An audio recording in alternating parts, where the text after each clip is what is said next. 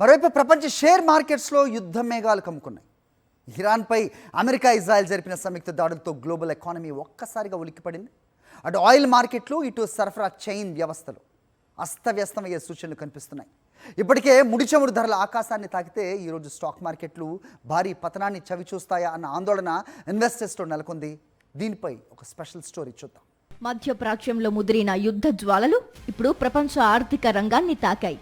ఆదివారం రాత్రి ట్రేడింగ్ ప్రారంభం కాగానే S&P 500 ఫ్యూచర్స్ ఒక్కసారిగా 1% మేర పడిపోయాయి. గతంలో వెనిజువెలా నేత మాదురో అరెస్ట్ లేదా ఇరాన్ అణు కేంద్రాలపై దాడులు జరిగినప్పుడు మార్కెట్లు పెద్దగా స్పందించలేదు. కానీ ఈసారి పరిస్థితి వేరు. ప్రస్తుతం మార్కెట్ను నడిపిస్తోంది టెక్నాలజీ కంపెనీలు కాదు, ఇండస్ట్రియల్, ఎనర్జీ కంపెనీలు. ఇవి నేరుగా భౌగోళిక పరిస్థితులపై ఆధారపడి ఉంటాయి. అందుకే ఈ యుద్ధం మార్కెట్లను మరింత రిస్క్లోకి నెట్టేసింది. ముఖ్యంగా స్ట్రెయిట్ ఆఫ్ హోర్ముజ్ గుండా రవాణా నిలిచిపోవడంతో బ్రెంట్ క్రూడ్ ఆయిల్ ధర ఏకంగా 10% పెరిగి $80 మార్కును దాటేసింది. అయితే ఈ సంక్షోభంలోనూ కొన్ని వర్గాలకు లాభాలు తప్పవు. చమురు ధరలు పెరగడం వల్ల ఆయిల్ కంపెనీల షేర్లు లాభపడే అవకాశం ఉంది. కానీ ఇంధనంపై ఆధారపడే విమానయాన సంస్థలు వంటి రంగాలకు ఇది గండమే. బార్క్లేస్ వంటి దిగ్గజ సంస్థల విశ్లేషకులు ఇప్పుడే షేర్లను కొనవద్దని, మార్కెట్ మరికొంత పడిపోయే అవకాశం ఉందని హెచ్చరిస్తున్నారు.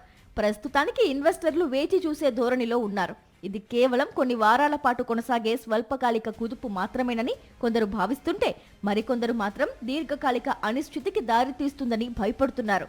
సోమవారం మార్కెట్లు ముగిసే సమయానికి అసలు సూచీలు ఏంటన్నది స్పష్టమవుతుంది. చమురు ధరల పెరుగుదల ద్రవ్యోల్బణానికి దారితీస్తుందా, లేక సెంట్రల్ బ్యాంకులు వడ్డీ రేట్లు తగ్గించి మార్కెట్లను ఆదుకుంటాయా అనేది వేచి చూడాలి.